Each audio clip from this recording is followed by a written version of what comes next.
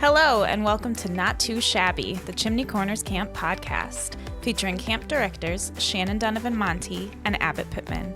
In each episode of this podcast, Shannon and Abbot will share crazy camp stories, let you in on some camp secrets, tips, and tricks, talk about life at Chimney, and even pull the curtain back on how camp runs from behind the scenes. From staffing to activity planning to the friendships we make along the way, join us twice a month for your camp fix. What's up, Shannon? What's up, Abby? I love when we get to do intros again, like we didn't just record the previous episode moments ago. I know. And it's fun. Have you ever watched like a TikTok or an Instagram reel? No, you haven't because you don't have social media.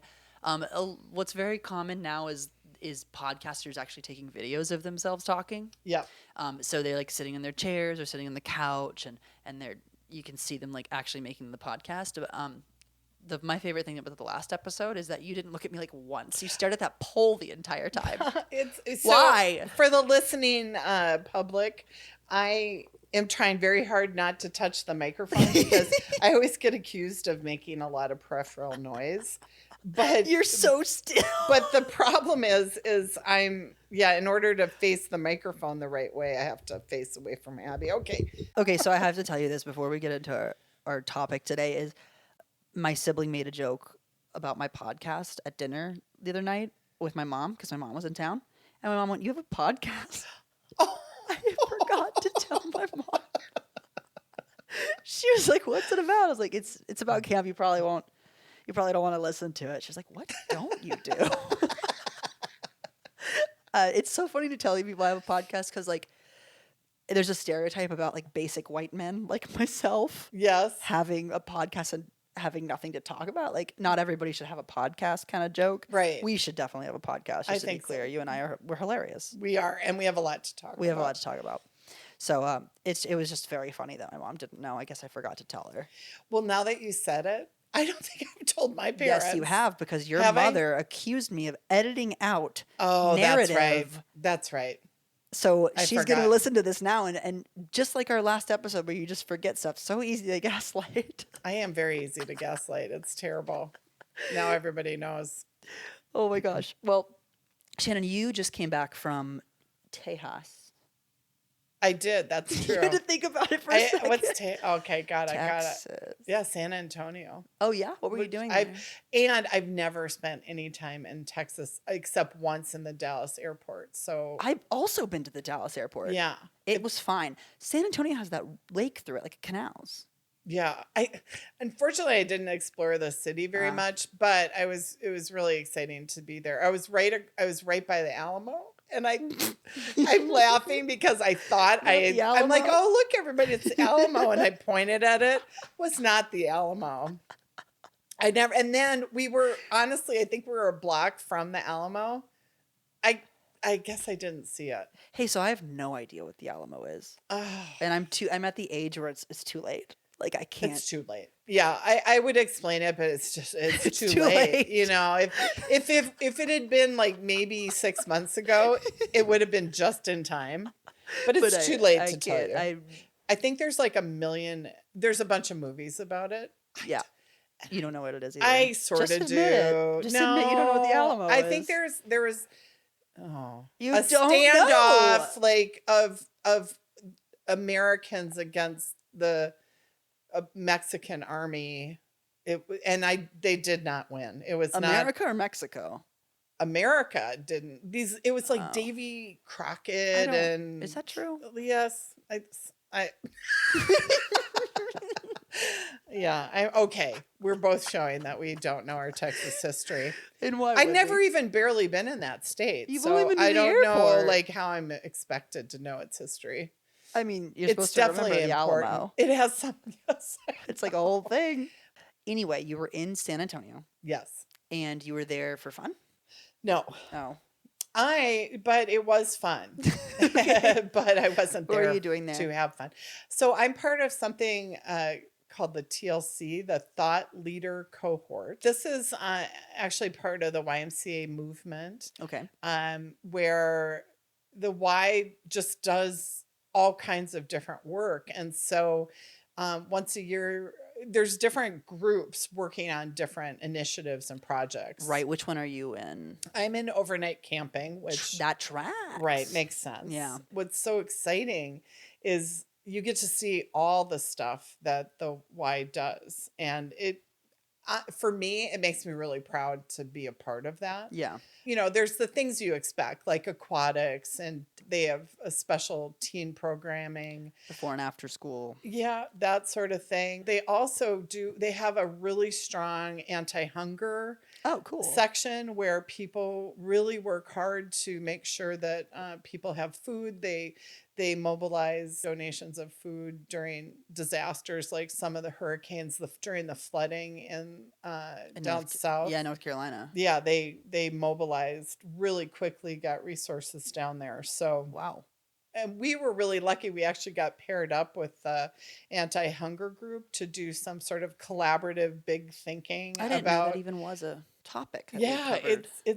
it's super cool. And and again, like the Y does different things. The other thing that's kind of cool that there is the Y is really trying to get back to its roots of being a movement and kind of having deep meaning in people's lives in a way like in terms of looking at what the community needs Right. and trying to fill that. And so the anti-hunger and there's a really strong literacy program at the Hartford YMCA, for example, Oh, cool. which is amazing. I I didn't know mean, because the Hartford school system, a lot of people graduated or left the school system not being able to read. And so it was Wow.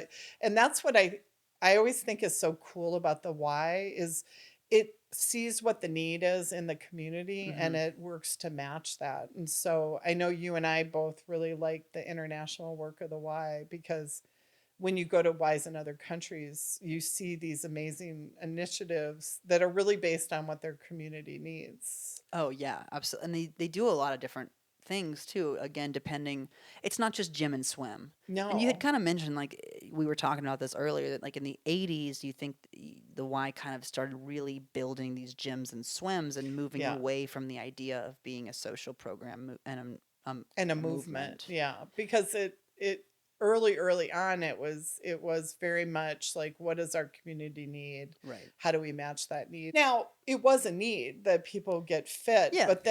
but there was some things that, like different tiers of membership and which really wasn't consistent with the values. And so I think the Y has come a long way to get back to that idea of how are we matching the needs of our community. Now, the Y has always been, provided childcare Right. and after school programs and aquatic programs. I think that, you forget that the Y at one time was one of the only places people of color could learn how to swim.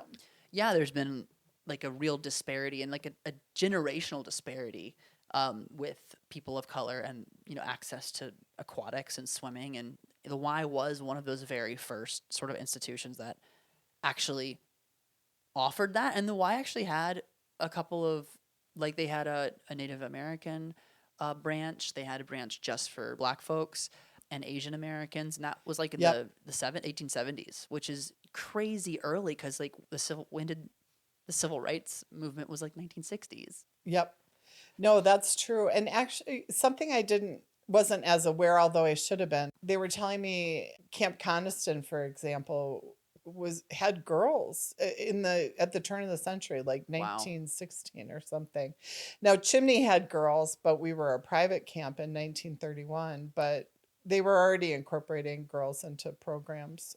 So again, that's one of the things with the Y and why we now call it the Y is that it's not just Young Man's Christian right, Association. which is obviously, it's always troubling that that's what it's called, but yet Right. it's been so much more and it's been so important. Speaking of swimming, one of the things that can be really inspiring, and I think you've had this experience, is when you see some of the things that the YMCA does all over the world, where it's an international movement. Right. Actually, the Y being in the United States, since it started in England. Like it's even part of its in 1844, if you even care. I do care. I do care. In London. In London. Do you know why it was founded? Yes. Well, let's hear let's see what you think.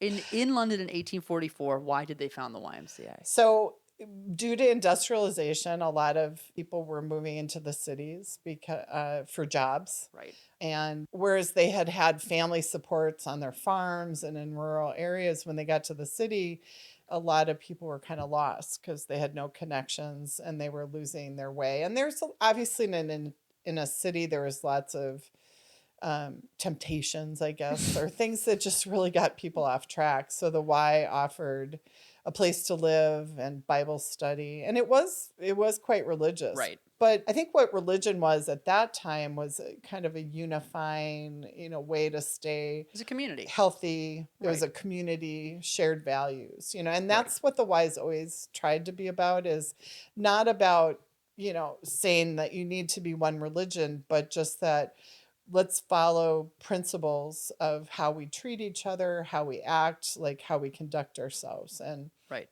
And what they define as Judeo-Christian values, which are like responsibility, respect, caring, which kind of are every religion's values, really. right. But that's sort of where the movement was founded on. So that's still in the, what's the word I'm looking for? Like the tagline for the Y? It is. The mission statement. The mission statement. Tagline. I think faith is how most people got moral code. It's how I think that the Y has broadened so much, just always tried to be a unifier more than pulling people apart. It's not about about saying there's just one way to believe in God, or that there's one way to believe at all. It's just that there are good principles of caring for one another, being good community members, like making sure that things are for everybody and that people have access. And so for all that's the end of their mission statement. It's just like,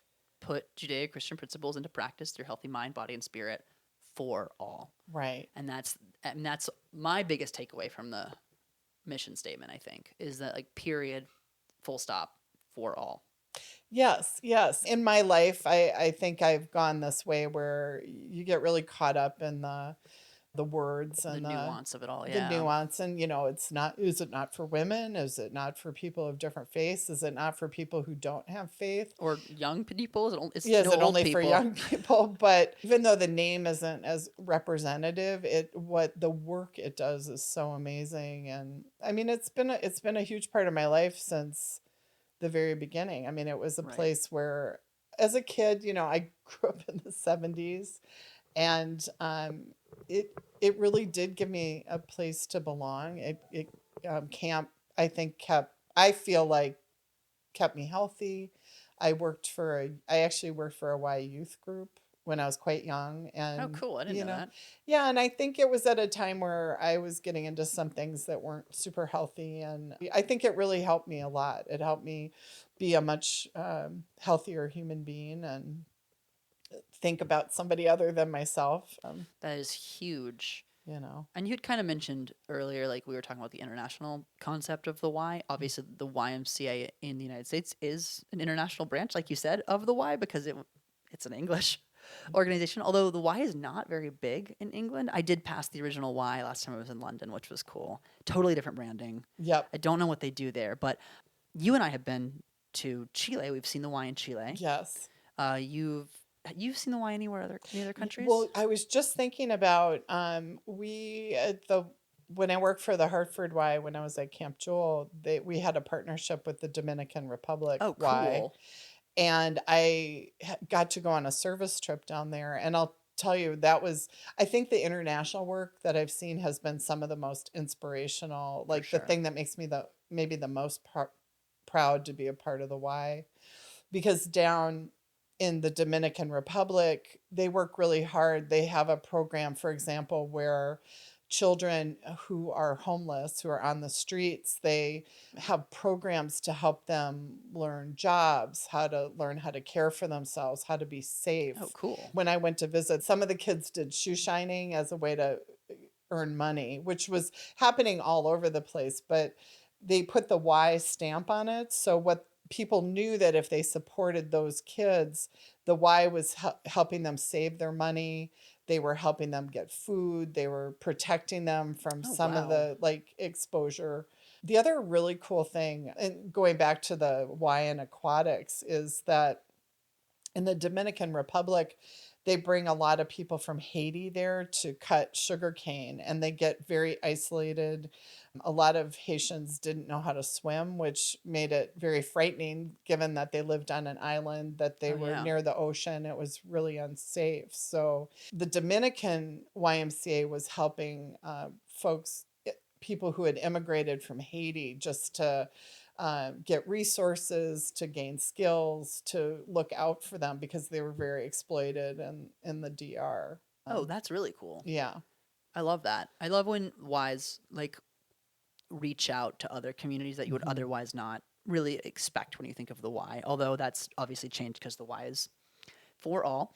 But like thinking about when we were in Peru, it's so funny. I'm wearing my YMCA Peru shirt today, which is just a crazy coincidence. And I remember when I went to buy these shirts from our guy who makes the shirts. So we have a deal with the YMCA of Peru that like we'll give you the profits from this shirt. So we just pay the cost of the shirt and then the profits will go to YMCA Peru. I was telling my shirt guy that and he was like, oh, did something happen? Like, do they need the money? I was like, if you go to their Y, do they need them? That Y is beautiful. It puts every YMCA I've ever been to in the United States to shame. Oh my God, it has a school. Yes. It has a beautiful pool. It's like a mini city. Have you been? You've seen the YMCA of Peru? Not to Peru. No, but we send our kids there with ISEP and TSP, and so Yeah. Brittany and I got to go earlier this year, and oh my gosh, I was just blown away. They have like this really in-depth teen program where they do actually learn like skills, and they have a place to hang out, and it's a safe place in this area of Peru. It was so cool. And one thing that we did, we traveled to another one of the branches a little farther out from Lima, which is the capital, and something that they had done was a women's center. And something they were doing is they were allowing trans women to be a part of their community there, which in Peru is huge. Yes. Because that's still very much not a socially accepted thing. And this is a women's place, and they had these trans women come and play volleyball at this spot, and it had just become a safe haven for them. Yeah, it's amazing the things that happen. The other thing I think that I've been really struck by when I go to different Ys, especially internationally, is how many people that are involved with their programs are volunteers. Yes, very Years true. and years of volunteering, and just the deep just connection that comes. You really see it as a movement, Right. as a group of like-minded people who are really interested in making their communities better. It's so inspirational. When we were in Chile, the care and love that they give toward our participants, like we saw all these families stand up and they talk about their brothers and sisters from the Beckett Chimney Corners YMCA, and it's like they really deeply feel that family connection, and the way they look out for our kids, the way they care for us. It's so inspiring. It's just it's such good work.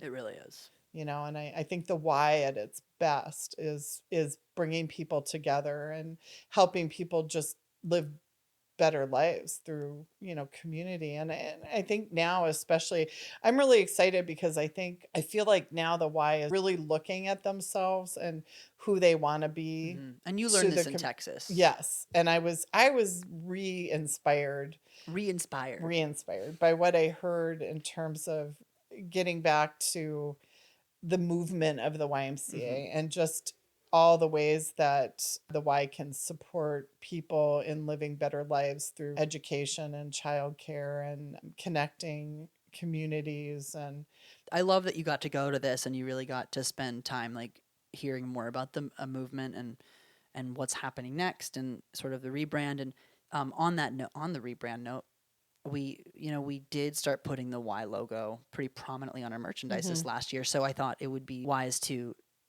share with our staff this year, why is the YMCA, like, why is that important? And Chimney has always, we have our historical logo, and being that we're an independent Y, we don't really feel the same kind of connection to the branches that we would otherwise. As you know, you worked for the Hartford Y with Jewel. I worked with Camp Immokalee, which is part of First Coast. We know what it felt like to work for a larger association. This is an independent Y. So it can be easy to kind of forget that that's what we are. So I did this training and I was able to like kind of share with our staff some of the really cool things that the Y has done, and I'm going to share them with you. Oh, We're going to great. see if you know them. Yeah, no, I'm gonna excited quiz you. about that. I'm going to quiz you. Are you That ready? sounds fun. Yep. In 1853, the first YMCA serving what population here in the United States Oh, in the United was founded? States. 1853. Okay, I don't know. African Americans. Okay. 1853. Wow. And did you know that in 1946, racial segregation at Y's was ended 20 years before the Civil Rights Movement, before the Anti-Segregation Act? Yeah. That's crazy. I remember I was telling the staff that when I was teaching this, I was like, I know that seems like the bare minimum to you guys, but you have to understand the context of the time period. Yes. 20 years before it was a law, the Y was allowing everyone Right. to come. Right. And Which this is is really during the time when there was still segregation. There was Yes. still, yeah. Exactly. You know, and I do think we forget that courage that people had to show back then. I think some of that we forget and take for granted, but just that, you know, people put themselves in harm's way to make sure that people had access. You know? Absolutely. Especially, I think, brave people of color who worked in these places knowing they'd be targets and knowing that it wasn't an easy task to come together like Absolutely, yeah. And like I said earlier, like the 1870s, the first Native American and Asian American Ys were founded. But I've got something else that you might know this one. We'll see if you know. that. Okay. 1891, there's a teacher at the YMCA invents what sport? The Y's Okay, invented 3 sports. So it's the it's either, is it volleyball? It's not or volleyball. basketball? It's basketball. Ugh, It's basketball. And then 4 years later, volleyball. And then in 1950, Do you think that one inspired the other? They were invented not that far apart. really 4 years apart. At totally different Ys though. Basketball was in Springfield, but I think volleyball was like in Holyoke or something. I don't think It was in New England? I don't know. I think it was. So anyway. I wouldn't be surprised. But then we had racquetball, 1950. Yeah. So the Y's invented 3 sports, That's funny. which is pretty crazy. Racquetball. And then 1909 is when swim lessons began for the first time in Detroit.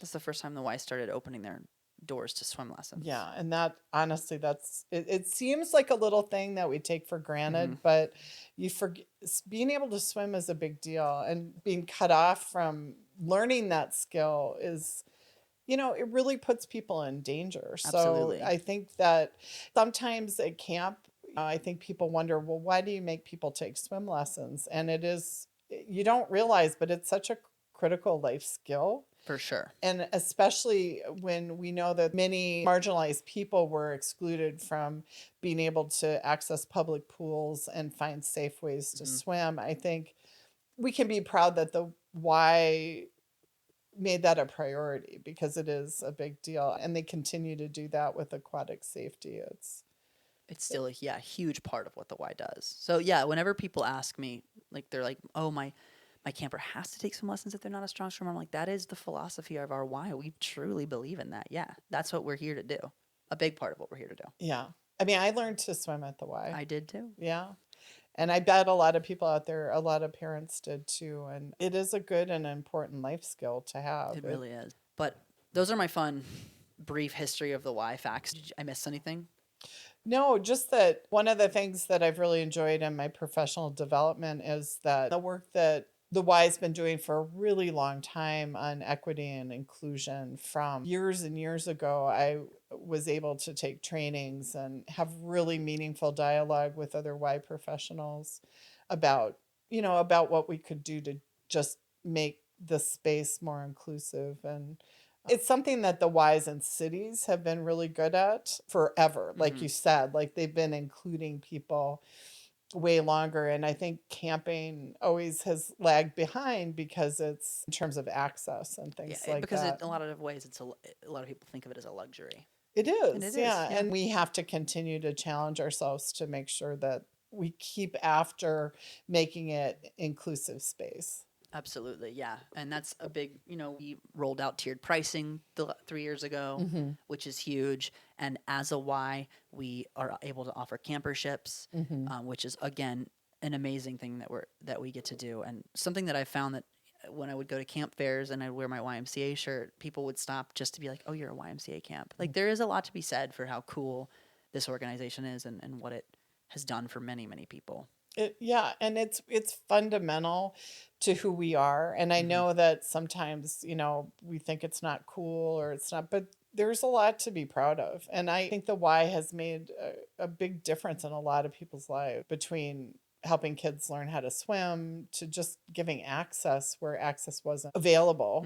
To being a school and being housing Yes. for people and being a place to go after school, and a safe place where A you safe can place. be a teenager. There's a lot of times in my life I was, kind of lost, and the Y just, like, by being able to work and being able to be helpful and having somebody notice it made it, really mattered to me. And I love that we can do that for kids and, give them a chance to work hard. And, like I say, camp isn't supposed to be easy. Camp is supposed to make hard things easier. Exactly. That's the cool thing about the work that we do, about camp. I feel like it's continues to be relevant. It continues to be important. Even more so, I think, now Yeah.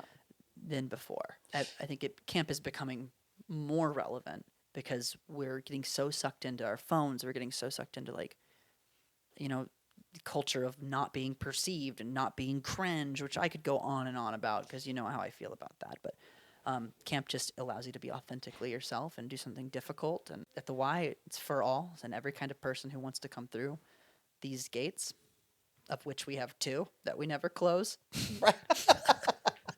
are all welcome. It's true. And it's something to be proud of. Put it out there. We could wax poetic about our love for the Y for really could. hours. It's so true. But we encourage you to do your own research. If you're not a member of a Y in your local area, look into it. I mean, there's some really cool programs available there, and Ys are everywhere. I mean, they're literally everywhere. There was the camp that I was at and was in the middle of nowhere, Florida. Yeah. So check it out. And as always, I don't know what we always say. Thank you for joining us. Thanks for listening. And okay, bye.